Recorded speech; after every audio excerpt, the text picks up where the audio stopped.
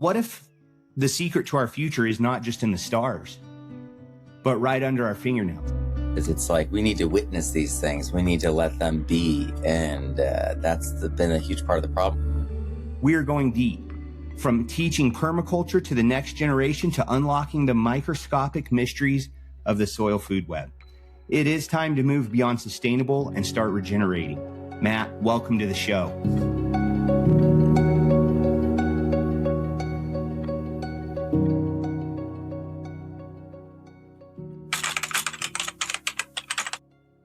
What was the specific aha moment, I guess, that moved you from a high school teacher to a global permaculture advocate? What would you say, man?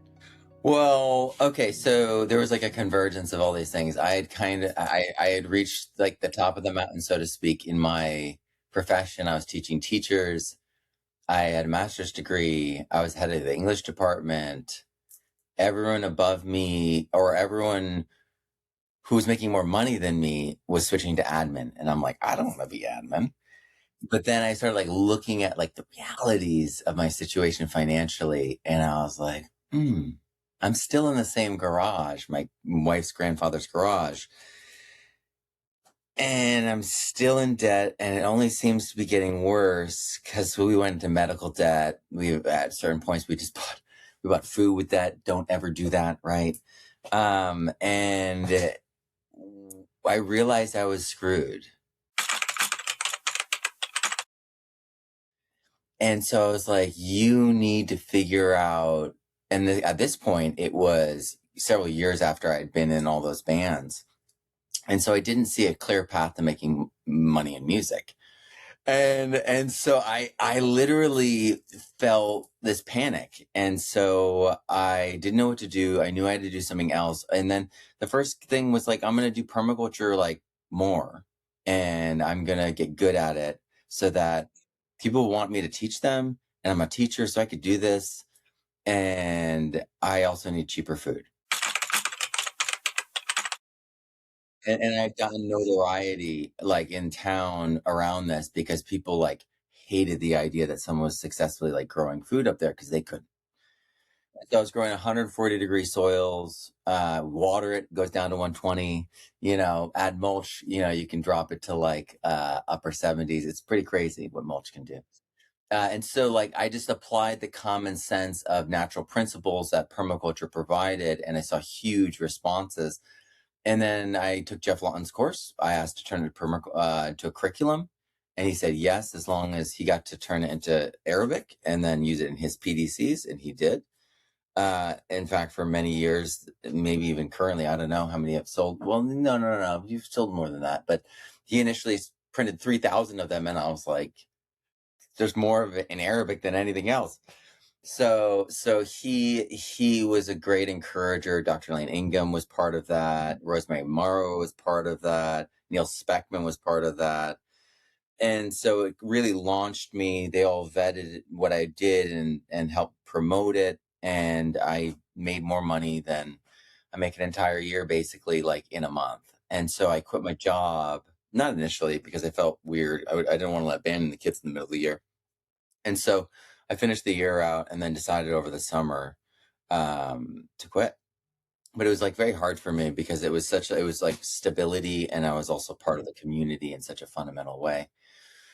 So like that's when I really decided to go all in, was that summer. And then I failed. Like I literally was like, now we're going to do a school, and the school failed. And then I had this fail upward mentality, and I still hold that, but it's like something that I dove into at that moment in my life, and I created an online version of the school I envisioned, and it was 120 people signed up, and it was like, I think $100, and that was like, we're gonna be okay. So yeah, no, a lot of the things in my life are like that. So permaculture gardening, when that came out, I had just left Baker Creek Heirloom Seeds, and there was this whole thing that happened. And at the same time, I had the landlord saying, we're going to spray glyphosate all around the house in 3 days unless you rent the land around you. And I was like, what kind of game is this? And so we moved out in 3 days, and I came up with a course and launched it. That's great, man. No, that's great. And so that was kind of the springboard. Yeah. That put you on to to put you onto the scene. No, that's great. That really is. Let's hop into it. Permaculture for the people. Let's get in the next segment. Demystifying permaculture. Matt, you are famous for making permaculture accessible, right? To a wide scale of people, all types of people. Let us discuss the core ethics, right? Earth care, people care, fair share, in a way that resonates. Future care for me. Keep going with the question, though. Oh, yeah, no, in a way that resonates with a modern audience. So with our audience today that we have, talk to our audience about that. Yeah, so I say future care because who determines fair share, right? And then like return of surplus, Bill Mollison had in there for a minute. Oh dear, who determines that? How draconian is that? It's like, this is all like socialism, tyranny, Marxism, right? And so like, I am too much of an American for that. Yeah. I mean, like my dad is like so proud of that. We're like sons of the American Revolution. He's got like the actual certification and everything. So we're like really proud Americans. And so like, I hear those words and I'm triggered, because it's like, this means this to us, you know what I mean? And so it's like, it has to be neutral. Like I'm a high school English teacher. Like I know what neutral is. Like the language there isn't neutral, and I'm a hybrid of a lot of different things. I come from a lot of different places. And so I want to honor the best of all those different arguments. You know what I mean? Because it's like there's an actual core value hidden in everyone's philosophy and belief that if you actually address, and you can steer them properly. So I always wanted to get past rhetoric, past politics, because that infects high school. And it infects everything. People at a principle level, because once I believe that if people understand the principles at work, and the cycles at work, that they'll make really good decisions. And so it's future care. And so care of the future, well, that's investment, that's good planning, that's monitoring, and that's community access, right? Because it's overlapping with people care. So it's like I'm decentralizing, I'm autonomy, I'm independence, because independence begets the ability for us to have actual voting power. Like I believe in these things, economic, local economies. And so my version of permaculture has all that in there. And that's not always the case when people learn permaculture. And some people disliked me for it, and some people really liked me for it. But I reduced it also from that perspective down to K through 12, because I was a K through 12 sub before I became a high school teacher. And I made it so that it was visual, because it has to be visual, and then linking principles directly to action. Because micro to macro ideation to creation, you have to connect those things if you want people to actually take action. So the permaculture PDC was set up so that you make a map and I give you a certification. As a teacher, I'm like, you're rewarding the wrong stage.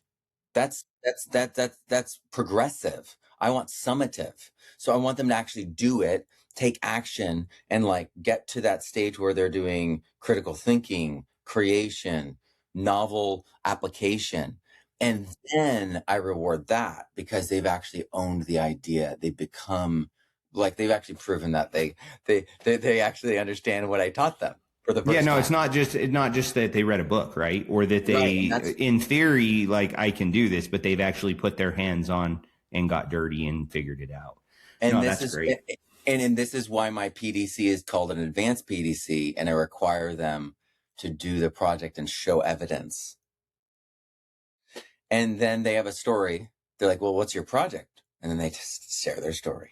Well, and not only that, but what it does is it weeds out a lot of people that really want to learn and people that don't. And I hate to say it that way, but that's the reality. If you're willing to take the steps that it's going to take to receive that certification, or take those extra steps and get your hands dirty, and not just be like, oh, I want to be, have a certification here that I hold for permaculture. You know what I mean? That at the end of the day, now it's like, no, you know what? I did it and this is why. And, here's my papers to prove everything. That's cool. Well, because then they actually get to own it. They get to own the win. And it's also proof that I did my job. And it's so funny you say that too, because in 2008, like when we started, that's kind of how it all started with biologicals with us, right? Like, I'm the one that did the research project that lasted all summer long to figure out if they worked or didn't. Are they bugs in a jug? Like, what are they? Like, we didn't know what they were. Yeah. In 2008, they're bringing biologicals to us and like, check this out, like, look at these. And we didn't even know what they were at the time. Beautiful. That's the reality of it, right? It's just going to help build soil and save fertilizer and do all these different things, but nobody really knew the whole scope of it back then. And then that's when I did that project that lasted literally all summer long. And I still have it to this day. It's 25 pages long, has testing, has all those things to prove to myself that it's like, yep, you know what, this stuff really is what it says it is. That's the magic. If you go through the process of proving to yourself what's true in a hands-on, dirt under the fingernails way, no one can take it from you. It's yours. And there's a power to that. There's an ownership to that. There's a grittiness to like the education that like it is character building. And so for me, I only want that, because then with the community we build with people who are like that is so stellar. I am just blown away by my regenerative soil and regenerative soil microscopy community. They are they're innovating. They're taking the principles and then extrapolating further and further, because that's what it does. If I'm introducing natural principles and cycles, if I do it properly, I'm simply doing a picture frame. I'm the picture frame, and the picture is nature. And so it's endless what we can learn when we're interacting with a feedback loop of nature that's clear and understood. That's cool. Now let's take it to the student perspective. All right. Why is it vital to teach these exact concepts to K through 12 students? So to the younger generations, right? Like when they're coming up through K through 12, why is that important? Or vital, really? It's so vital because it gives them the micro to macro original scientific method thinking that is actually currently absent from schools. They don't encourage scientific method thinking. They actually have a premeditated way they do everything. And it's disempowering. The schools and schooling based off of the Prussian system, championed by the Rockefellers and Ford and all these factory owners, created a uniform obedience model. And so what we need now, though, because we've gone so far into that, is actually the opposite. We need people who are talented generalists. So the Prussian schooling model, which was beloved by the Rockefellers and Fords and these other, tyrants of industry, we got this schooling model that favors obedience and regurgitation of information. We're leaving the information like economy. Information is going to turn into what your music has turned into, which is a subscription. And so it's a faucet you turn off and on, and it's always running. And so information is switching to that. And the economy is changing. So today, this information economy is coming to an end, which means that you need the discernment to swim through, to know what's true and what's not. And it's shifting to a critical thinking and creative and, really a place where we work as a community to create new common sense through quorum sensing and verification. And that's why, so much of my work has shifted to that micro to macro verification proof that's personalized to you, because that is the truth that we all can hang our hat on. And so that's been really the metric for my permaculture work, as well as everything that I did in regenerative soil, and then regenerative soil microscopy and regenerative soil DNA. So the amazing thing about permaculture and regenerative soil is they're universal principles. So it doesn't matter if you're on a balcony or an indoor grow or like the rules are going to apply. And so you're going to find that, you know, caring for the earth, looking at the cycles, understanding your light patterns, understanding the season, understanding what belongs in your climate, or what kind of microclimate you can create in your indoor environment, or in a secluded place, or a sunny place, or a warm place in your system. And that understanding is, it's like it's the lens that allows us to be proper citizen scientists. It's the lens that allows us to be, that allows us to operate with the scientific method in our own daily lives. And so I think it's even more important for people in the city because it's not self-evident. Like when you're a country kid, like I raised my boys outside of Yosemite, there was like mountain lions that like tracked my son, but our dog kept him away. And so it's like we have a completely different understanding of the world around us when we actually can witness the way nature works and see these cycles and then when someone says, "Oh, this is a cycle," you go, "Yeah, of course it is. I've seen that there, and there." But for city folk, this information is even more important because they live a disembodied life. And so they need to be part of the body of the ecosystem, essentially. And when we are, that's when we get the best food. That's when we get people like eat pollen, eat the local pollen. What are you doing? Well, you're becoming part of the local ecosystem of cycling of information, nutrients, and specific things that become your resistance or really alignment. It's really alignment. So when we're in alignment with a local ecosystem, we get all these health benefits, but there's also all these cognitive benefits and these mental health benefits that come from this. For me, it's just humans living more naturally. So that's what I would say to the urban question. Absolutely. Absolutely. Let's deep dive into regenerative soil now, the soil food web 2.0.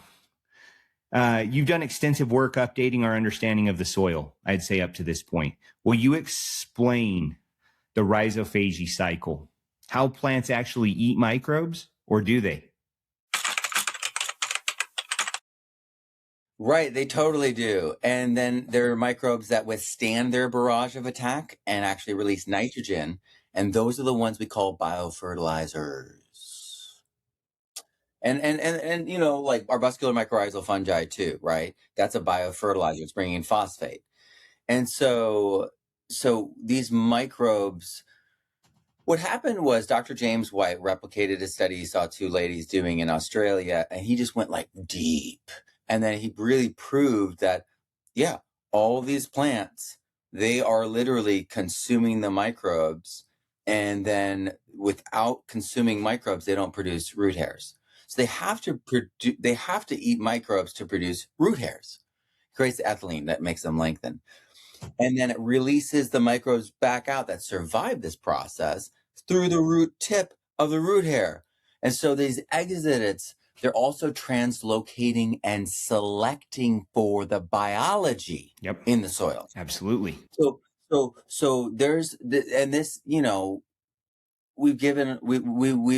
times we've given an inordinate amount of discretion and autonomy to plants because when that sun comes out, they can't control it. They're going to photosynthesize. Yes. So they're going to do exudation as both secretion and excretion. So they can't help it. This is why John Kemp says, when they are having poor photosynthesis and they're releasing simple sugars as exudates, they bring in pathogens because they can't help but release the exudates. Wet their pants. They can't hold it. You got it. And so every day starts over again. And what happens is all these things compound. So if they're not processing their sugars, those simple sugars compound and they start leaking them. Insects and pests and pathogens come. And so I was really fortunate to be a one-on-one student that I don't know anyone else who had this experience. So Elaine Ingham took the time to work with me one-on-one over these long email chains and then these long format conversations over phone and Zoom. And I got to ask a lot of questions that people in the classroom would never be able to ask because it was just me and her. Mm-hmm. And so I really a lot of the things that she said that were absolutist in some of the things, she's speaking from a very certain perspective. And so I was able to like translate for her for a while, like what she was saying to people. Like people were like, Elaine's so wrong about nitrogen fixation. And I'm like, no, she's talking about bradyrhizobia, not rhizobium. And it's like, and so I was like this kind of like interpreter for a while. And then because I became so prominent, all these people that were like, Elaine's wrong about this came to me. And so I got barraged with all this stuff that like, I'm like, well, obviously your results are good. And you're using a ferment that I've been told is evil and bad.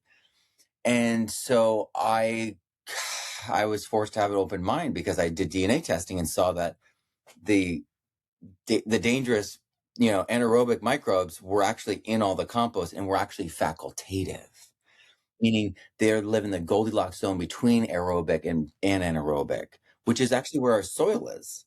Our soil is at the surface, it's aerobic, like where it's all dried out. As you start to head down, though, it's facultative. Yeah, that's right. And then hopefully it just stays facultative. It doesn't have an anaerobic layer, right? That's right. That's right. So I was really blessed with being educated one-on-one by Elaine. And did she talk much about rhizophagy back then, or would you say that that's just a lot more recent with Dr. White? Well, what happened was if you read these books, you'll find that she says that if there's microbes in your plant, that your plants are sick. So that understanding wasn't here. She wasn't looking at the roots with the microscope. So, and the reason Dr. James White is he's a mycologist. So what I realized when I put all this together was mycology folks were seeing and looking at different things. They have completely different discipline around the microscope, and their community is lit up. They're all verifying and they're all like trying to create open source things to help each other. And so I have this like ethic, very permacultural, right? But also extraordinarily scientific, because we're in a situation right now where the final bits of information I can't access, no one can access, because we actually have to make a transparent and collaborative database that allows us to see each other's actions, amounts, timing, and results from biology. That almost sounds like the blockchain for you. It's the time of the season, right? You're verifying. Right. And I feel like it's an imperative within the community. The reason blockchain's valued, the reason blockchain exists is because there's an imperative that's coming from the community for transparency, because what they've done with a lack of transparency is so messed up. And so it's dark, it's sad, it's depressing. I'm not going to get into it, but the reverse is also, let's cast light on the world. Let's shine light on the good things. And what happens is, in collaboration, when we do that, we see good, we see better, and we see best. Yep. And then we get to choose. And so this is going to cause viral shifts in agriculture, and it'll prove, Rocky Mountain BioAg. It'll prove Terraganics. It'll prove mycorrhizal fungi. It'll prove green cover crops. It'll prove out all of the work of the people doing real, legitimate, regenerative work. It'll expose all the crappy, oh, that's not mycorrhizal fungi. That's actually just rock dust they're selling, right? Oh, that's not that's not Rhodosotomonas palustris. That's just yeast. There's all this stuff happening right now because it's the Wild West, because we have no quorum sensing in these areas. If we have quorum sensing with good clarity, good protocols, then we'll see these things, we'll protect ourselves, and everyone is going to get better food, and the future is going to be healthier, because healthy soils are what creates healthy plants, which is what creates healthy animals and people. And that truth, we know the reverse is 100% true, because it's like you get a pathogenic E. coli, it'll go all the way through and kill a kid. And it's and the thing that people don't realize is the lettuce made it to market because it looked good. So these are not plant pathogens, they're human pathogens. And it comes from management, comes from a lack of biological controls, and it comes from, neighbors. and water contamination and other things that are off-site. Not healthy soils, not healthy systems, man. Yeah. Right? I mean, that's what it all comes down to at the end of the day. Well, and that's where it kind of comes back to this too, like with microscopy, and citizen science. Apologize. Why should that? Yeah, man, I tell you, you have different languages even, right? Yeah, there's times where I'm like, I'm not going to pronounce that. Yeah, I know. And it's just simply microscopy, right? Yeah, I'm talking some of these like Latin names in like the Spore Atlas. You know Absolutely. what I mean? It's like Merospores, like that's pretty good, but Dothadias, that's not so bad, but Sphaeria. Yeah, I tell you, man, I tell you. But anyways, why should the average gardener or farmer care about what's under the microscope? That's really what the bottom line comes down to, right? Why do they care, or why should they? So the thing is, microscopy is much easier than you think. Microscopy is the way that you check on your soils and monitor it, because the microbes are the canaries in the coal mine. They're the thing that reacts first. And the environment determines their morphology. So you don't even need to be DNA testing. When things switch over, there's a behavioral difference in anaerobic conditions. There's also forms that are immediate tells. And then there's spores. So I just showed you a spore atlas. You just look up the color and the shape. And they're organized by color and shape. It's not actually hard. It's having the resources and the understanding of what to do and where to look and what to trust, you know? And the thing that's crazy is it's like, it didn't say soil spores, did it? No. All the soil stuff is mixed up into everything. And so we have to have a database to help folks. But starting off, you can tell all these things. I can teach this. If your soil is just bacteria, you're going to immediately see that. If your soil is hypercompacted, even when it's diluted, you're going to see that. And you need your soil to have structure. You need your soil to have organic matter. You can see your organic matter. You can see actual quality of it in comparison to others. So the microscope allows you to get an understanding, because it's not that far. Like the thing is, everyone's like, oh, it's microscopic. It's like, it's not that much deeper. Like you can be looking at a root, a tiny thin root, and you're at like, 100x or 400x. And that's as deep as you're going to look at bacteria. So you can physically see that root. You're just looking like just a little bit closer than your eye can. And so it's like we're making small things bigger is all we're really doing. And those small things are the things that react first and then mutate into a form that is going, warning, warning, or it simplifies and things disappear and you're like, where is my nematodes? This gives you a really, really keen understanding. And then also, if you're growing things and there's no fungi, and you're growing things and there's no fungi, and you've added fungi, you're adding fungal compost that has fungi in it, you add it, and then a month later, 2 months later, it's all gone. You need to know why, because you might have residues from the prior owner, prior renter, the people who prepare the land. Glyphosate can last over 20 years in the soil. So, and like, regardless of what the internet says, regardless of what like the White House says, like glyphosate is terrifyingly bad for health, and it gets into the food. And so, and the byproducts, the downgraded byproducts can get in the food as well. In some cases, they're more dangerous. And so it's like, we need to look, and it's not just microscopy. Like, watch this. Okay. I did the microscopy on the compost. It looks amazing. It's the best compost there ever was, according to the Soil Food Web and Elaine Ingham. And I love Elaine Ingham. I'm just saying, like, you got all those pieces. That's step one. Okay. That's good. Now, what's your pH? Because if you did the Elaine Ingham method, it's pH 8. And if you're pH 7.5 and you're doing a garden and you're going to add a heavy amount of compost, you just locked up everything.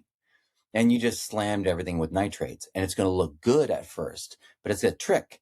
You're going to have like all this green growth, this rapid growth, and then you're going to have like fungal pathogens and blights and then pests and all this stuff. You're going to be like, what happened? It was, we were going so well. You thought.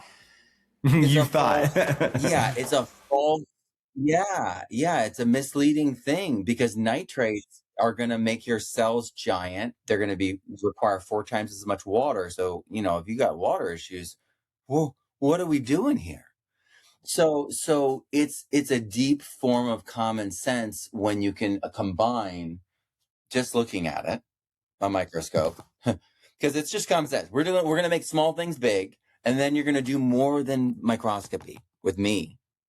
And you're going to look at pH. You're going to look at your nitrate levels. You're going to look at phosphates, because if the phosphates are high, and remember, NPK can be high in compost because there are macronutrients in plants. So of course they're going to be there.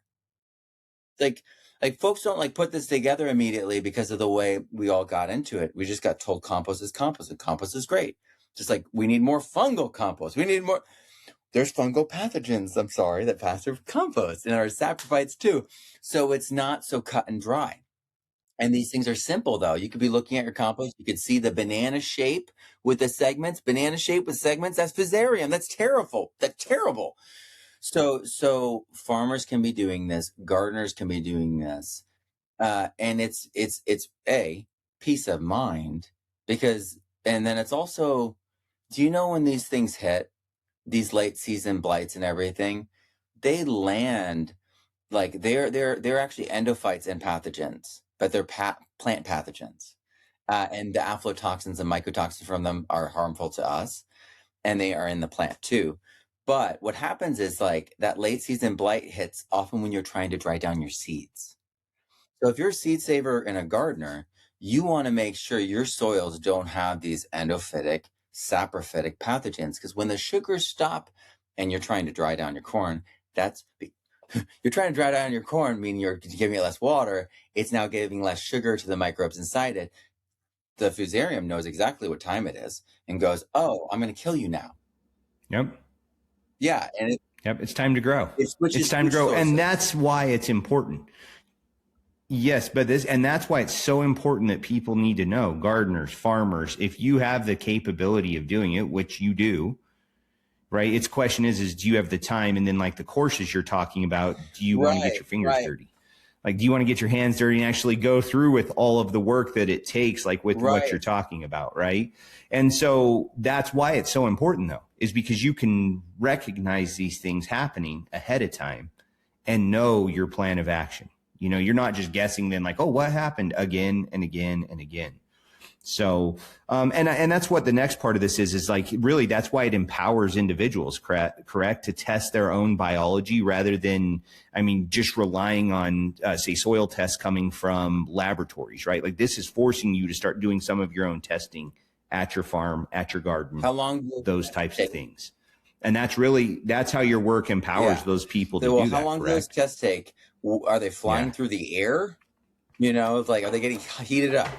Are they like, there's so many factors to this. When you just take a soil sample, then this is the Elaine Ingham common sense. Her big thing was like, let's just take the soil or compost, put it with water and look at it. And it's like the immediacy of that is also so critical because you see what's really happening. And what they were doing in universities, they're baking the soil. So they're shrinking the microbes. And then the microbes are so small, they go past, literally are going past the ability for this to see. So the 60 to 70% of the microbes, the bacteria, you often cannot see with a light microscope. And so they're baking it, making it all disappear. And then they're like, this Elaine Ingham lady's crazy because we can't see anything because they baked it. So we have to be like really aware of the way they do things. And then if you're like doing an M3 test or regular university mineral test, that's just what's soluble. Microbes make things that are insoluble, soluble. So it's not like a true test of what's actually available. You need to do total digestion. You need to do the M3 or the Albrecht, whatever you want, and then plant sap analysis. And then you get to see like what's actually going there. And then you fill in the gaps with the different microbes. So home gardeners can make food that they actually can rely upon nutritionally with this process. because increasingly we're having these pathogens get into our food, get into the process of making our food. And, you know, garden foods is always going to be like our best food. But we literally can make it nutrient dense. A huge part of like John Jevons, like, you know, his whole like intensive growing was all this mineral adding because he was hyper paranoid because he would like test the original way that people were doing organic gardening and the food didn't have the nutrient density to support life.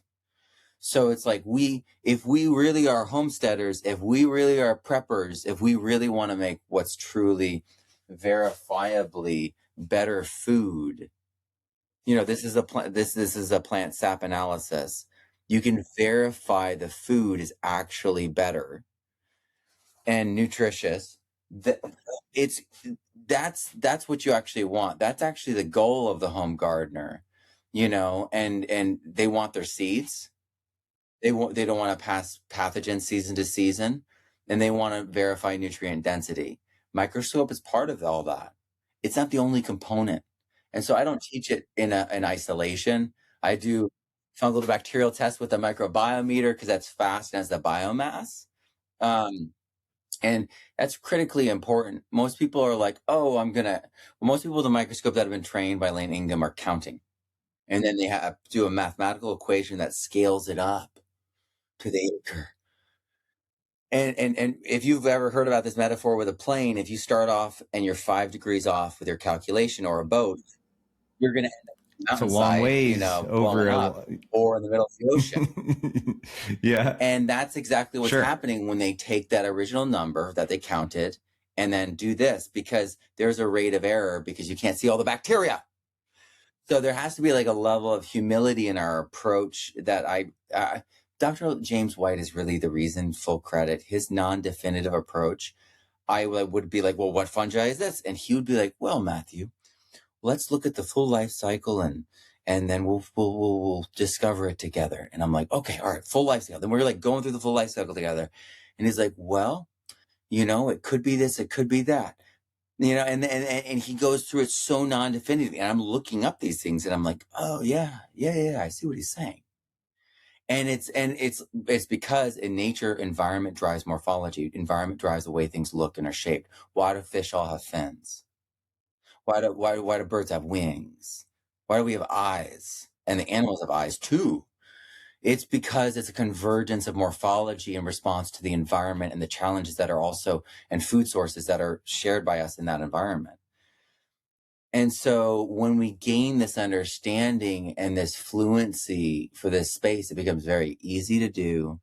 And you begin, what I found is, and I don't know if this is like off base, but because we all started off microscopically, like all of us started off, you know, sperm and an egg. It was microscopic. We all started off there. There's something about the microscopic world that has this deep call and allure and something about it. And I don't know. But that's what we, you know, when we return to the soil, that's what's going to happen. We're going to return to that. And so there's this deep interest, and people that get into this, some people they're not even growers, and they start doing the microscopy and they get so into it, they start gardening. And they weren't growing food. They just were intrigued by the space and what it means, because it affects everything. But what's going to happen is then you get these gardeners that are interested in the soil, the why behind it. That's where nutrient dense foods come from. Oh yeah. You know what I mean? Like that's where it all starts, is really somebody looking at the why and then saying, wow. And then this what comes from it. So that's great. And then that kind of also talks about, you know, like as we move into this, and that's what you say, it's, you know, it's basically one tool. Like the microscope is one tool in the tool bag, right? Like you have to have multiple tools in order to fill out your tool bag to be able to really see. But when we get down to it, you know, like let's just look at the fungi versus bacteria. Let us discuss the importance of fungal dominated soils for carbon sequestration and plant health. So this is the thing. When Christine Jones and Elaine Ingham started talking about fungi, they weren't talking about I mean, Christine Jones was mixing a mycorrhizal fungi into that. Elaine Ingham wasn't, because it was compost. Mycorrhizal fungi burns up in hot compost, so she wasn't talking about that. And you can have pathogens in there, and the saprophytes in there, and so when we talk about fungally dominant soil, we got to break that up, because we need the mycorrhizal fungi that partners with over 90% of plants bioregionally to be present everywhere. And that is a root partnership and a symbiotic partnership with the plant that travels from root fragment to root fragment year to year. And that relationship needs to be there. It's not about being dominant, like when she's talking about the ratios. It's about the plants being complete. So it's kind of a different paradigm, a different kind of story than was being told. And so what I say, all these mycorrhizal benefits, all this unbelievable things they do, those are just normal plants. They're just normal plants. We just gave them back their gut biome. That's all we did. Exactly. And they're just doing what they do. Right. I mean, that's the reality of it, right? And so most of what but so complex to do it, that's what's so funny. We are the facilitators and let the microbes do it. It's infinitely complex, but our job and role and the way nature works and is so forgiving. It's like, if there's certain processes that didn't work the way they worked, we'd be screwed. Like organic matter, like pushes us towards pH 7. It's like, okay, thank you. Like, holy cow, we're lucky. Yeah. Right. Just add organic matter, right? Unless you have high pH soils. And then what, right? Yeah. With no organic matter. I think that it's incredibly imperative to introduce people to the way that things work so that they can create an understanding and build that relationship. The importance of the fungal dominated soils for carbon sequestration. For the carbon sequestration. Oh, yeah. I can go deeper on that. So mycorrhizal fungi is the one predominantly responsible for carbon sequestration, because they're the ones that are releasing all that carbon and guiding the release of that carbon into the soil from the roots and creating lipids, which is like the longest term, it's fat, longest term like storage unit in the soil. So this is part of the reason why these things stick. Right, there's bacterial glues, but then there's glomalin and then lipids that are being released by mycorrhizal fungi. So mycorrhizal fungi is the actual thing. This microscope is the way you check for that. And so we killed mycorrhizal fungi in our soil by using phosphate and the signaling to the plant. You don't need to give sugars to mycorrhizal fungi. So even if this germinated, it wouldn't get the sugars and it would die. The spores, well, they use desiccants, right? I mean, that's what nitrogen does to the soil. It desiccates it. Synthetic nitrogen is extraordinarily lonely. So it robs from the humus. It breaks down the soil organic matter, which is the structure of the soil. And then things leach away and then get slurped up by the plant. So we're burning away those roots. It was once advertised that synthetic nitrogen burns away the roots from last year to clean the soil. That's your mycorrhizal fungi they just got rid of. And then they guaranteed that they can sell you phosphate the next year. So, the majority of the world's phosphate that's inside plants currently is theorized to have all come from, majority or all. They can't prove it, but mycorrhizal fungi is credited with that. So it is the primary mechanism that phosphate was delivered to plants. In the wild, how are they getting it? Right? It's nitrogen fixation from microbes. It's mycorrhizal fungi. It's these microbes, the only way that nature works. And so this is the only way that we can portably go and verify mycorrhizal fungi and its effects. So I can, you could do methylene blue, but you stain the whole root and then it doesn't show the phosphate glow. The phosphate glow shows how efficacious it is. So we can see hyphae, we can see this, but if it's like a part of the root right here that's glowing and stuff, and you don't see this whole thing glowing, it's not efficacious, right? So this is a way that a farmer can also do it once. Check 2 to 3 weeks in on their seedlings. It's all the seedlings are glowing green. They're glowing green. And then the next year, they don't use an inoculant. They plant seed and they see it growing green. Now it's regenerative. So this is this is my protocol, right? And it's based off of what they did in universities with these giant microscopes for doing analysis on these things for writing papers. No one's used this in a commercial way yet. Not even mycorrhizal fungi companies have really dived into this, and they're realizing now because they can show their trials really well now. So this microscope allows us for the first time to bring back that symbiotic relationship with the mycorrhizal fungi all over the world. And that means that we can get rid of almost all phosphate fertilizer.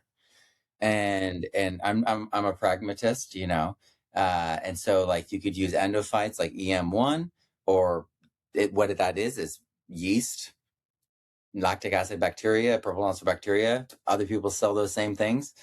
But the Terraganics, EMRO, the people that created it originally.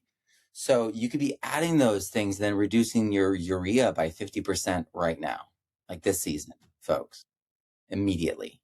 And then they did that in Arizona, it removed the salt line in the soil in Arizona in one season in 2 months. And then it increased soil organic matter by 0.5% in 2 months in Arizona. And they didn't stop doing the regular regimen. They just lessened it. So we can do this transition in a way that you don't need to be totally extreme and risk everything in your mind. We know a pathway through that is profitable. And also not immediately shifting over and maybe causing a problem, because the plants are accustomed to that. But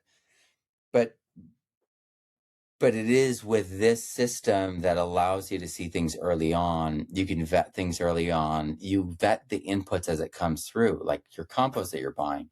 If you are a farmer, oh dear, check that stuff. If you're a gardener and you're buying anything from a store, please check that. And if it's bad, return it and don't put it in your garden.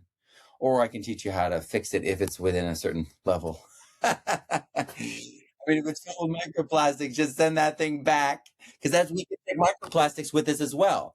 So home gardeners, microplastics, mycorrhizal fungi, all these different important aspects you've never been able to get before. But that's what my book, Regenerative Soil Microscopy, and my course is all about, covering those gaps and connecting these worlds that we're so separated, and then giving people the common sense, the critical thinking to go further than me. And that's what the database is really about. Sure. Well, and that's what's going to help too, and that's where all of these things start to happen. And that's the holistic health portion of it, right?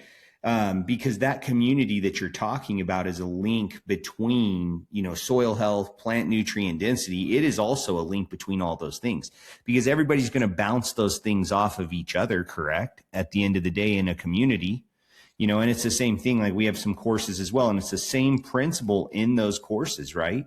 Because you start getting, like you said, almost citizen scientists or whatever you want to look at, and they start pushing that bar further and further. And then you can start linking go these micro things to macro. together. And so the gardeners and small market farmers are research and development for the whole community.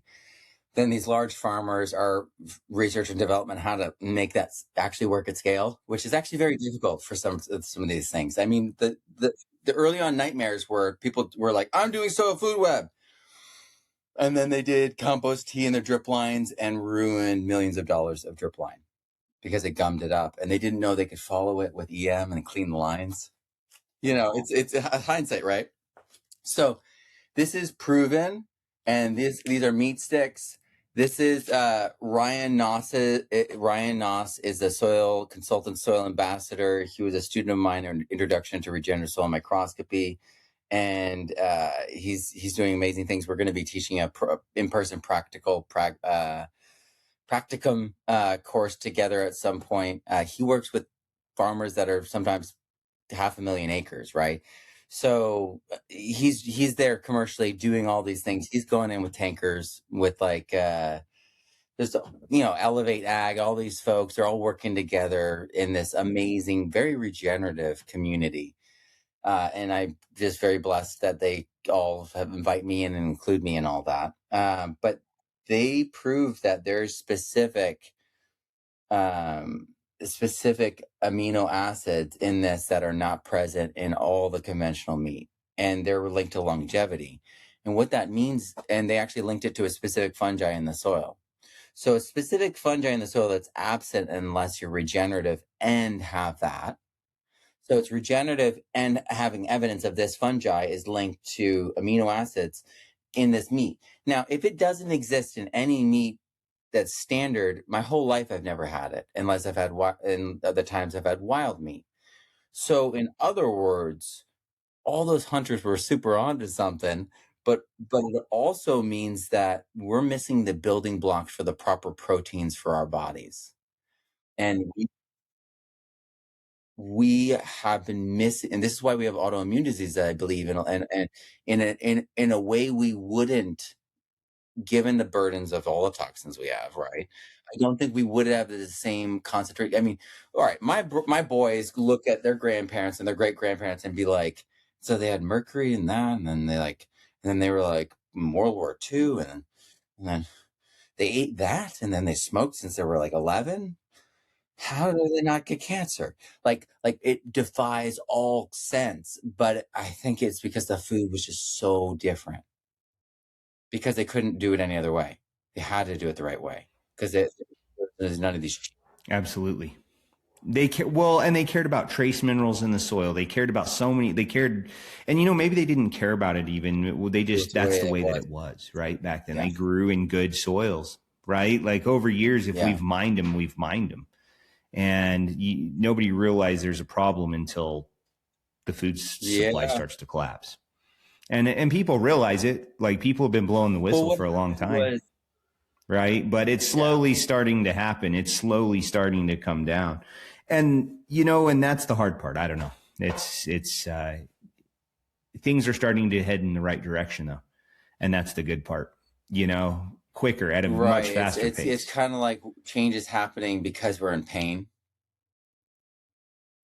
And most of us who have had medical things or espoused the medical things, we're here because of a health struggle, and that's essentially pain, right? And so that's, John Kemp, all these people have a story that relates around health, and that's why there's such an imperative and demand right now in our culture, because we don't have it.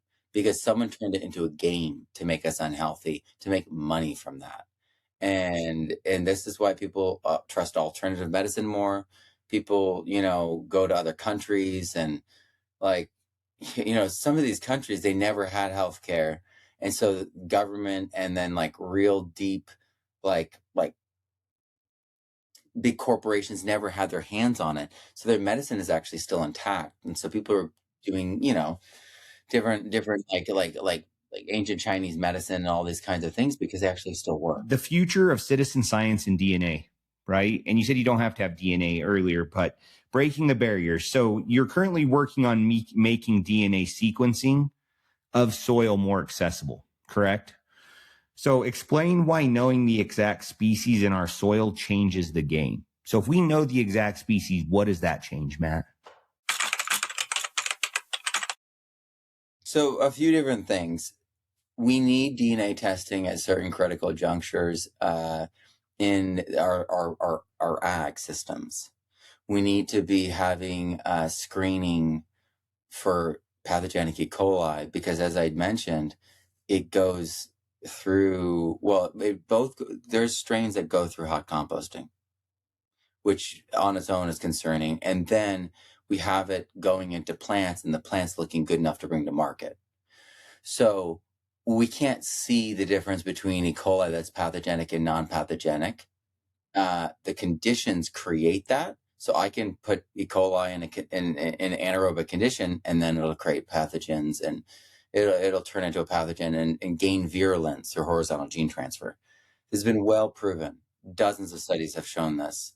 They even have articles being like, horizontal gene transfer is faster than evolution. And what they mean by that is faster than reproduction.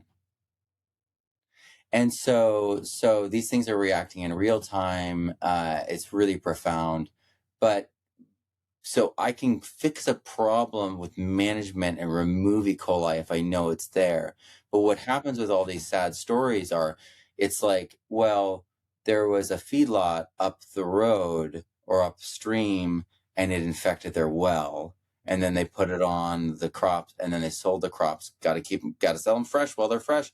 And so they had like unprocessed, water in there with the pathogenic E. coli. So, because I mean, like lettuce is mostly just water.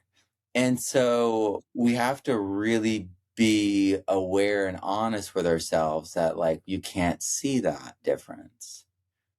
And early on when I got into this, some people on the internet were teaching that you could, and we're like freaked out that I said you couldn't. But it's just it's crazy. It's like, this is a serious thing. Kids die. Like, let's be real. So those that like you need DNA for that. And that kind of quality control needs to be part of the commercial world and the ag world, because it keeps happening, right?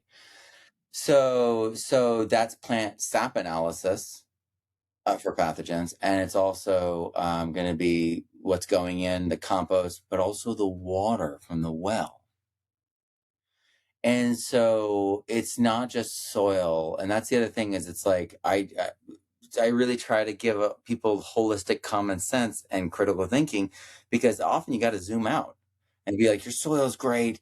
Your plants have pathogens in them. They made people sick. It's in the water. It's in the drip line, and it could be as simple as like, oh, that drip line. Oh, well, we just rolled that out and that was just sitting in the sun and we didn't flush it, did we? There you go.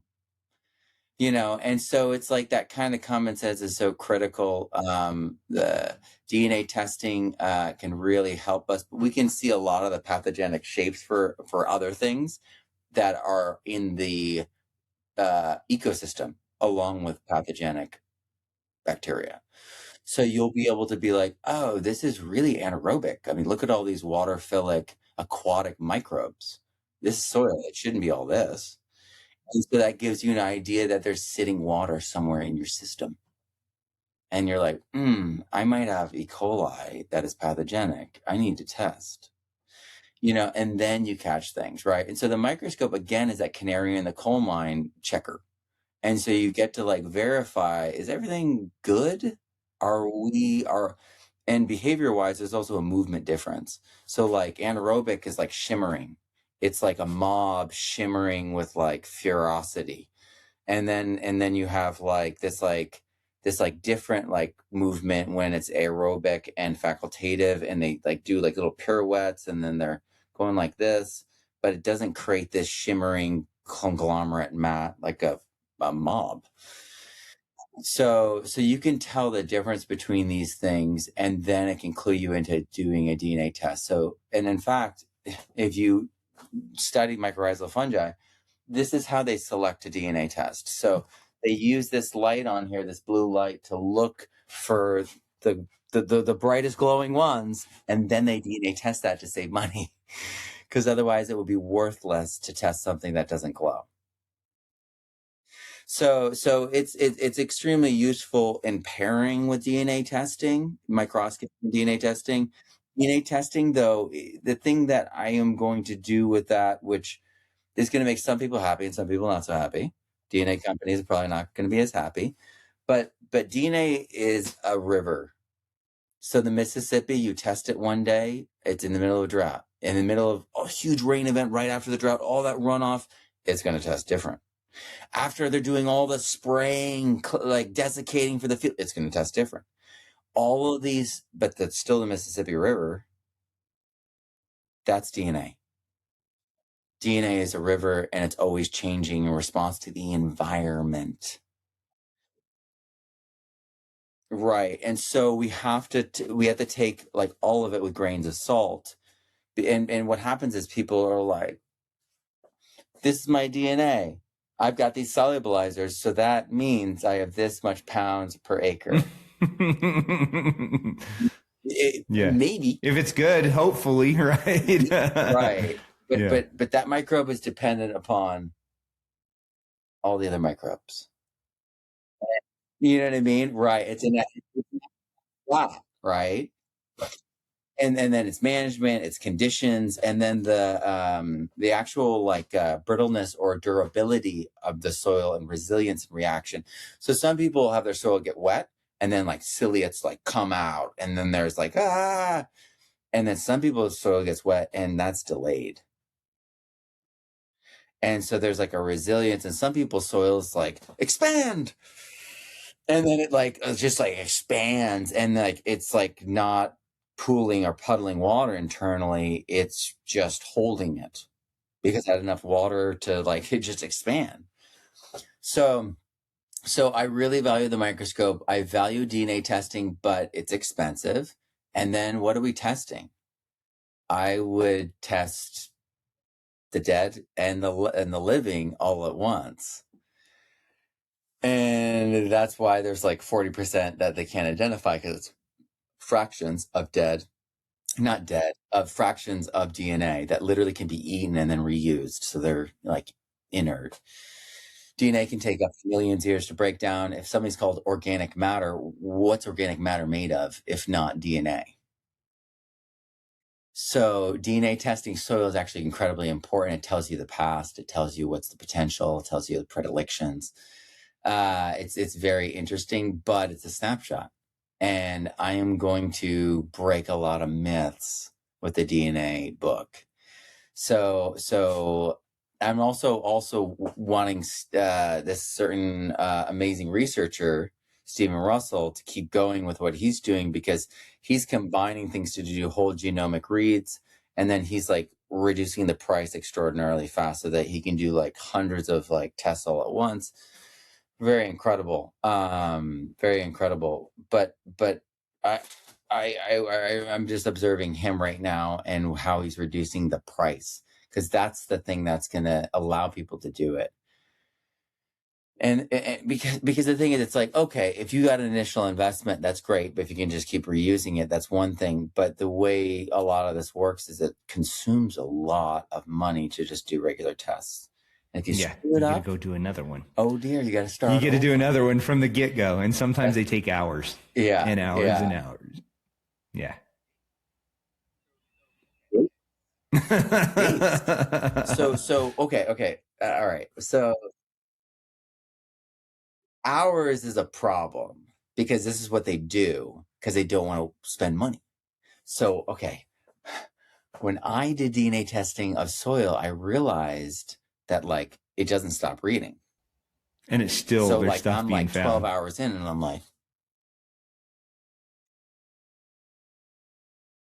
and then I was like, and this is pre-AI. So I'm like looking at all the studies and they're like, I got this many reads. And I'm like, I have the most reads out of a compost DNA testing ever. And then I'm like, let's keep going. Let's see how far. And then I'm deleting all the apps on the computer because it's filling up the whole computer. So I'm like dumping, and then making this larger and larger file. And then I go to figure out like everyone is literally reading it for a little bit and stopping because it costs too much money. Data centers, huh? You got to have data centers in order to get it done. Maybe, but I'm just like, just like a citizen scientist, not even thinking about like money. And so I'm like using a whole flow cell. That's like $900 to $1,200. Like I'm eating up the whole flow cell. They would never do that. So they do it for an hour and then they're like, now let's rewipe flow cell and start again with another sample because they want to save money. But they're not doing an honest read. It's not an honest read. But they have to somehow be able, because that same DNA test may cost what? 20 grand. I mean, I'm just throwing a number out there. Who knows what the number is, right? Like to do a full. No. So I almost filled up the flow cell. I went 23 hours and then I had no more room in the computer. So I had to stop it there, and it was still doing it. It was small, but still doing it. And so I was like, okay. And I realized fundamentally that DNA is a story of confidence, a story of being superior and knowing more than you do, rather than an honest story of this is a snapshot of a moving picture, and we are only looking at a section of the Yeah, because you're going to have cameras shoved in the ground continuously recording because it's going to change every minute, buddy. And then what's it? Well, what about testing the genes that are active? That's another DNA test. So there's different types of DNA test. The active genes, all the genes, whole genome. It gets wild, man. It's deep. It gets deep if you really get into it, you know? And I think that's what you said is like, if you can figure out how to bring that price down, that's where you're going to get those massive databases built, you know? And that's kind of what it goes back to. So, you know, and I call it the database of life, but how will gathering all this data from regenerative sites globally help us fight climate change, do you think, in food insecurity? Do you think we're going to build these databases, Matt? Is that what you're thinking is going to happen? That we're going to build these massive databases of all of the genome of the soil, and then we'll know how to combat things? Like, what do you think? It's the way that we're going to be able to protect things, because once we show that all these microbes have all this crazy form of expression and they're in the soil and constantly changing, the paradigms for GMOs doesn't make any sense. Fixed DNA? Huh? That's not how microbes work. So then everyone will realize that the DNA for the GMOs is changing as soon as it's in the soil, so they can't own it any longer. And that's the big secret they don't want.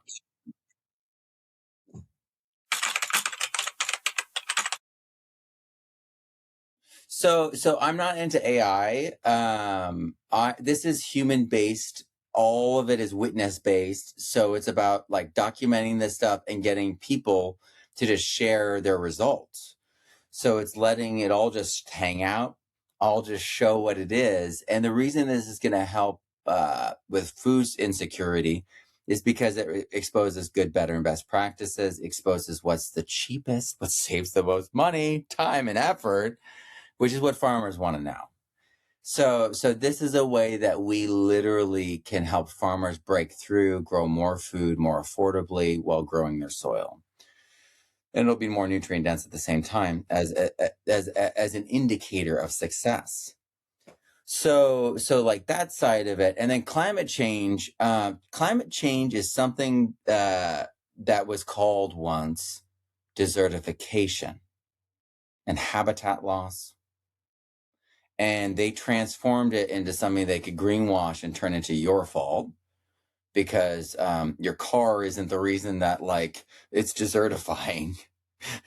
it's hysterically it'd be funny if it wasn't so effective of a propaganda that it has hurt and messed up so many people's minds.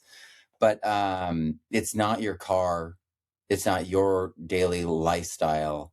What's going on is that we have destroyed our watersheds. We've destroyed the photosynthetic capacity of the earth. People talk about high CO2. Yeah, well, because you don't have any O2 production happening. So it's actually like someone standing on the hose and then having that balloon up and going, look, the water is going to kill us. And it's like, you cut down all the old growth forests and trees and you expect like oxygen to be magic? No. Oxygen is created through photosynthesis, which requires CO2. And if we stopped having CO2 production, within 20 years, all life on Earth would die. So you need 84 billion metric tons of CO2 cycling per year. That's why fungi does that. We do like, I think 30, and then like our cars do like 4 or 5. Like it's nothing. And then like mycorrhizal fungi takes in like 13 into the soil. And we're missing it from all those soils. So like in terms of like carbon, It's just we really need carbon to be back in our soil because that's the soil organic matter.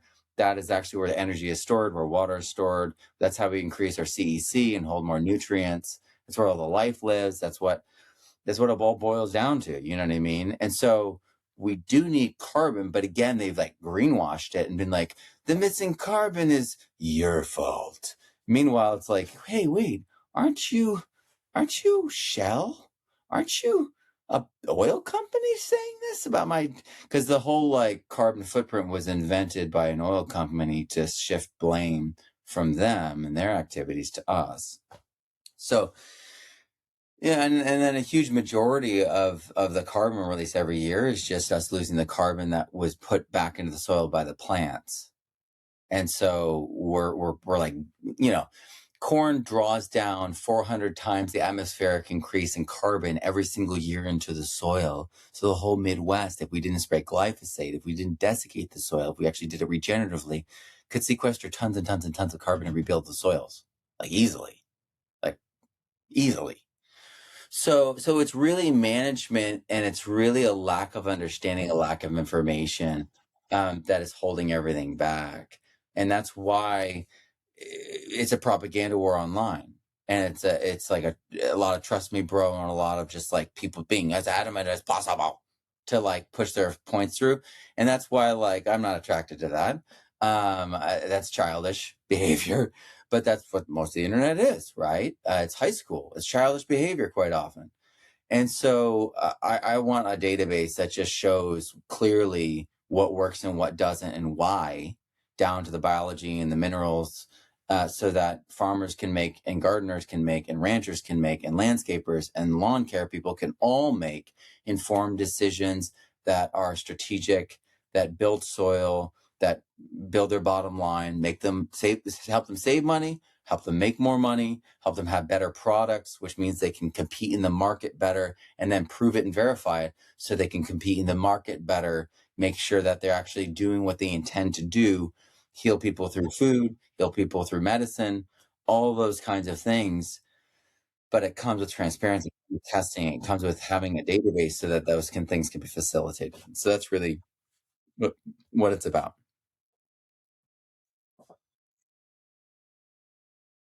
That doesn't work. People, they're like, oh no, that doesn't work. And that's why the database is so important, because it works. It's nature. We have people who aren't using NPK. We have people that aren't tilling any longer. We have people that don't use herbicides or pesticides. We have people very, very successfully erasing most of the overhead and then doing things that other people think is witchcraft, or doing nothing because they already did the work and now it's regenerative. And that again looks like, you're just blessed. It's just the way it is. But with these tests, with the ability to verify each of the cyclical components and steps along the way, we're going to be able to help people see and understand this and help it go viral. But I respect, the skepticism wholeheartedly, because you all have, like, if someone's asking you about this or interested or even looking in this direction, it's because they know that they've been duped. They know on some level that these fertilizer, herbicide salespeople that are selling them things that are harming the soil, because there can be people selling biofertilizer and they're fertilizer people too, but they've been sold snake oil. They've lost money. They don't know who to trust a lot of the time. And it leaves them feeling like, I like you, but I don't know if it's real. I don't know if it really works for me. And that's why I just want the database, because it's not about me as an educator. It's not about, these ideas being associated with organic or regenerative. This is just the way nature works, and you can prove it to yourself and you can save that money, or you can make a clean product, because we can prove that these things are dangerous too. So So I really believe like that's the kind of place to start with, because I really do respect all these farmers. They've been through it. Most of them are dealing with the sort of risk that people don't even comprehend. Like, it's not like they're like, I spent $100,000 on college. It's like, you don't even know what you're talking about. These people are millions of dollars into debt. And at the same time, they're trying to hang on to family their great grandfathers acquired, and it's now their responsibility to hold on to it. And it's intense. What they're trying to do with our country, trying to break up the ability for us to own land, pass it on, to withstand this slow crush where corporations or people like Bill Gates own everything. So I really respect farmers for having that reaction given the circumstances they are in. But that's the number one thing, because organic didn't work. And I know that's so controversial. It's not, I mean, but it's not. It's the truth. And that's the reality. It's the truth. Because herbicide cannot be replaced with tillage. Because that's what they did. And you can do it by hand if you've got a market garden, and that's a lot of work, but that's what you could do. But the crimping solution, the strip tillage solution, that is so solid because it's regenerative, and it's also generative, meaning like you can do it again and again, but it also gets better and better. It's generative. It's going to generate change, and it's not sustainable. It's exponential. And and then it's 20 years plus with that same crimper, and that's not going to harm anyone unless, you decide to like run them over with it. Then you're going to harm people. You're going to crimp them up, I tell you. But the biggest misconception, you'd say, then it just doesn't work, which I think that's fair. We run into the same thing continuously. They all got burned by organic, and everyone was like holier than thou organic. And then it was like the preacher, being like the one with like a prostitution ring. You know what I mean? It's like, whoa. You're the holier than thou person, and this is what's going on.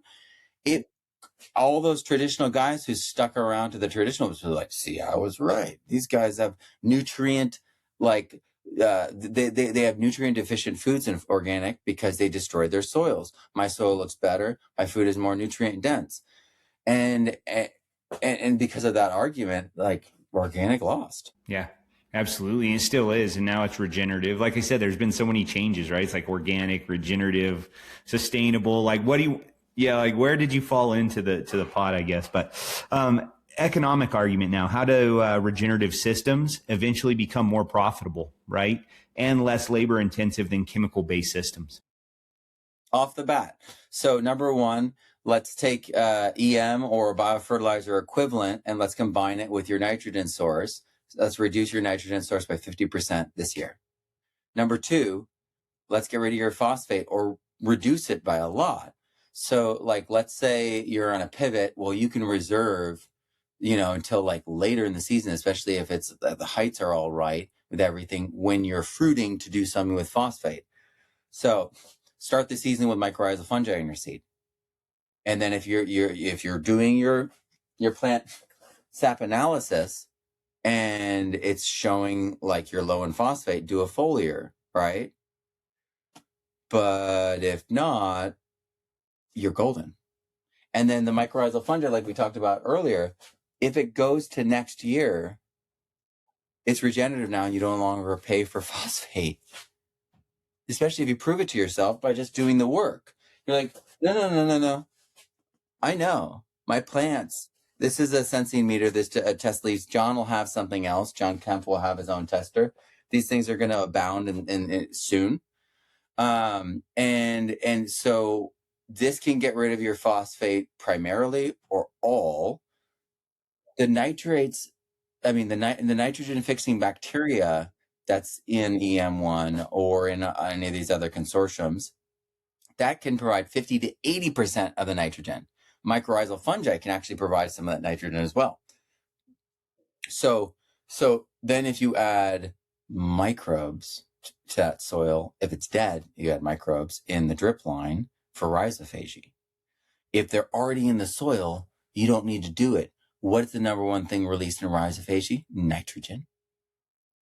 So okay. So we're like able to like have them inside the plant and then add more. So we could be replacing fertilizer with a Johnson Sioux because we know that those microbes are going to be eaten by those roots and turned into nitrogen. So it's like we really, and then the crazy thing about this is these things are fixing nitrogen from the air inside the plant. You start these microbes early enough in the plant, they're feeding off the sugars from the plant to stay alive. And they're also proliferating. So you add a little bit and they grow along with the plant and then spread through the plant and protect the plant. And so it's really timing.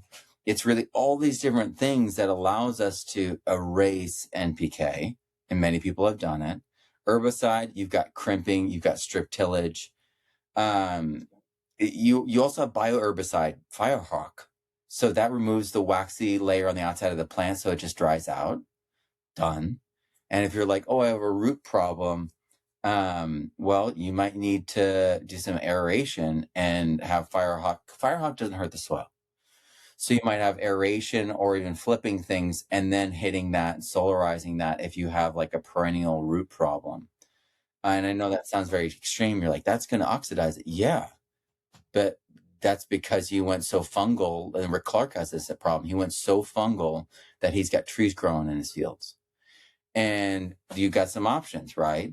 It's like, well, you could be aerating. You could, and where it gets too acidic, you know, I like, and too reduced, yeah, aerate. Not against that. But then also you could be doing hydroxide producers like amaranth as a cover crop. They literally pump hydroxide into the soil, and it reverses that process. And so it literally kills the fungi back, you know? And so it's about finding that Goldilocks range. It's about understanding these things that are free modalities and testing so consistently that you're like, we're starting to shift. And you're also seeing in the field where I'm seeing more perennial weeds and trees growing. Need to do X, then I need to do X, Y, Z. Let's shift. Right. And that sensitivity allows you to shift. But I mean, you know, bless his heart, Rick Clark, one of my great friends, it's like he's for all of us, the canary in the coal mine in this regard, because he stepped forward and he's the pioneer. So he's going to experience all the problems and he's going to face all the problems first. And he's going to be the exemplar in all these things first. So you know, I don't bring that up to just like point out what can go wrong, but also to, you know, point out when you're doing this, if you don't have the modalities for testing in a sensitive way, if you don't have the greater understanding of regenerative soil cycles, you could go too far. Because all of us are like, we're alkaline, let's go acidic. We're acidic, let's go. Like it's all a directional. And then very few people are like, I'm in the Goldilocks zone, let's maintain it. Very, very few people are there yet.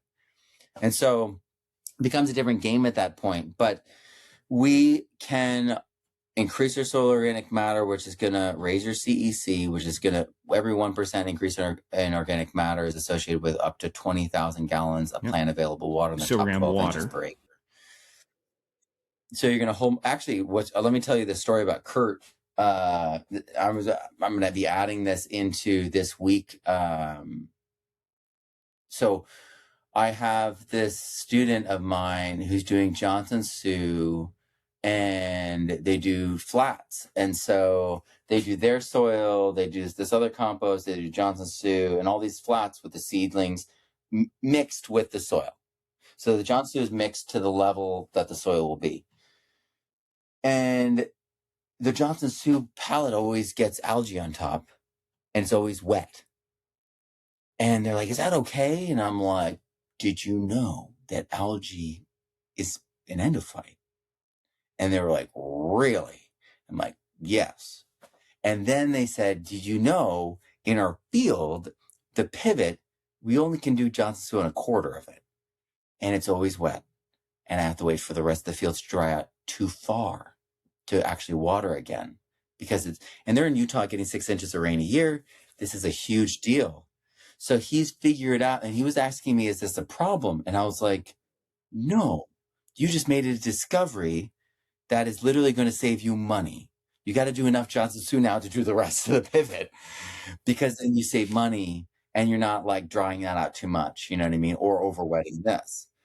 And just tactically, you got to do that. But that is so critically important, because farmers with Johnson Su, farmers with a microscope, all these things are tools in your toolkit, and they have to be self-evident.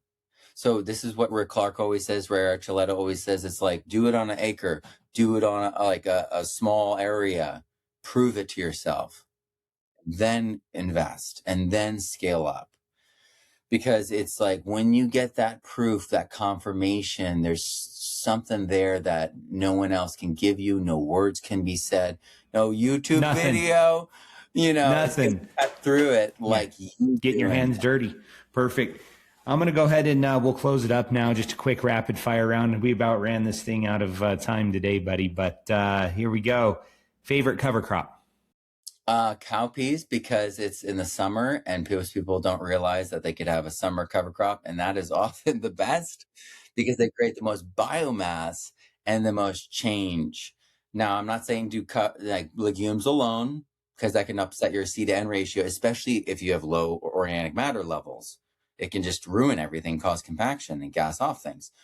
But cowpeas, it's low phytic acid. I'm always like, if the world ends, I've got cowpeas. We can eat the greens.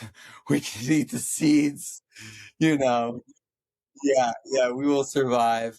So I love cowpeas, and they're also they're just something that people don't know about. And so I always like bringing that. I mean, everyone hears like, field peas and like fava beans and, vetch and all those kinds of things, or all the grasses, the rye and all those. Everyone hears about those.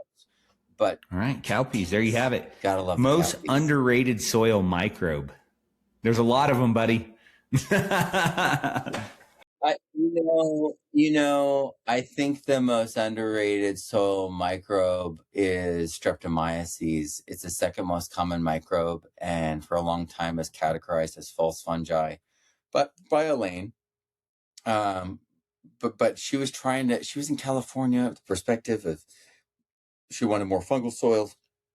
It was, it makes sense when you look at it from the perspective of where she was bioregionally. But Streptomyces is not a bad guy. Streptomyces is an endophyte that is one of the most common endophytes in the world, if not the second most common. And so Streptomyces is all over. Its majority of the antibiotics are coming from Streptomyces. This is your mycin, all those, right?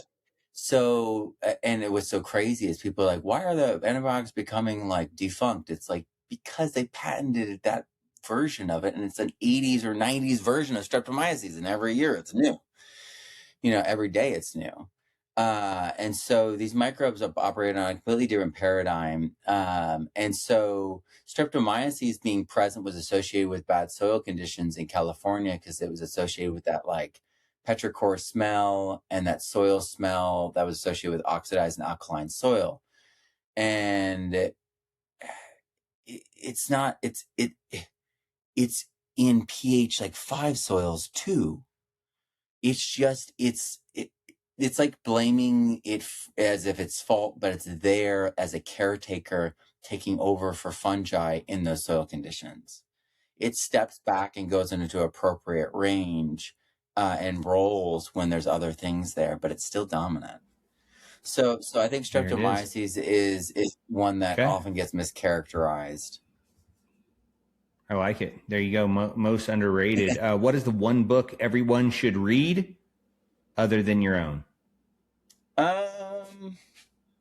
Of course, your own, right? Like, I couldn't just be like, what are you thinking? Well, yeah. I mean, a regenerative soil is a combination of hundreds and hundreds and hundreds and hundreds of books. But one book. That's such an interesting question. And then what level are we talking about? Just one book, buddy. You give it to me. You give me the high level, the low level, the mid level. What book you got? All right, I'm going to give you a solid high level book, Mineral Nutrition and Plant Disease. By who? Datnoff, Elmer, and Huber is the one I used, but there's a new edition of that where Huber's not part of it. But perfect. It's mineral nutrition and plant disease. Nutrition. All right. Mineral nutrition and plant disease. Sounds good. That's perfect. But that's you know, it's very. Yeah, it's all right. Nerdy. Some people like it. Some people read the first page and close it, buddy. You know, that's life. Yeah. Well, just be warned. You know, it has chapter end notes for every chapter. All right. So you're saying it's a college book? I got you. Perfect. No. Yeah. I mean, this is the reality. I print out every study that I get that goes into my things. I collect all these books. I have spore keys. I have the systematic bacteriology, Burgess, which is the highest level of bacterial study in the world and has been for over 150 years. So I just have a lot of things here.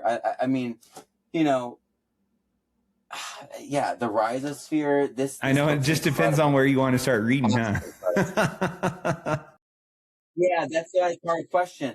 I mean, I estimated one day I started counting the books in my bedroom as a child, and in 5th grade I'd already read 3,000 books. And so I mean, I read Lord of the Flies in 3rd grade, gave myself nightmares. Piggy. In 4th grade I read Jurassic Park, and then the Velociraptor ate the baby. So like I gave myself nightmares at a very young age, reading books that were probably not appropriate. But I love reading. I was an English major, Brit Lit major, Irish Studies minor. Perfect. So you love it, man. And my Shakespeare was my colloquium because I couldn't get into James Joyce. There you go. So, I tell you, hey, if I am a nerd when it comes to reading. That's all right. That's all right, man. That's all right. If you would, let our audience know where they can find you, Matt.